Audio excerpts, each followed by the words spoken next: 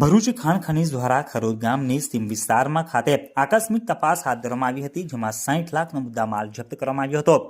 ભૂસ્તર શાસ્ત્રી ભરૂચની સૂચના અન્વયે ભૂસ્તર વિજ્ઞાન અને ખનિજ કચેરી ભરૂચની ક્ષેત્રીય તપાસ ટીમ દ્વારા મોજે ખરોદ ગામની સીમ વિસ્તારમાં તાલુકા અંકલેશ્વર જિલ્લા ભરૂચ ખાતે આકસ્મિક તપાસ હાથ ધરવામાં આવી હતી। તપાસ દરમિયાન ખરોદ ગામની સીમમાં એક ટાટા હિટાચી મશીન દ્વારા સાદીમાંથી ખનીજનું બિનઅધિકૃત ખોદકામ કરી વાહન ટ્રક નંબર DJ16 AV 5293માં સાદીમાંથી ખનીજ બળીને બિનઅધિકૃત વહન કરવામાં આવતું હોવાથી કુલ 60 લાખનો મુદ્દામાલ જપ્ત કરી પોલીસ સ્ટેશન પાનોલી ખાતે રાખવામાં આવેલ છે। તેમજ તપાસ ટીમ દ્વારા જગ્યા ઉપર થયેલ ખોદકામ દ્વારા ખાડાની માપણી GPS મશીનથી કરી આગળની નિયમોનુસારની કાર્યવાહી હાથ ધરવામાં આવશે તેમ જણાવાયું છે।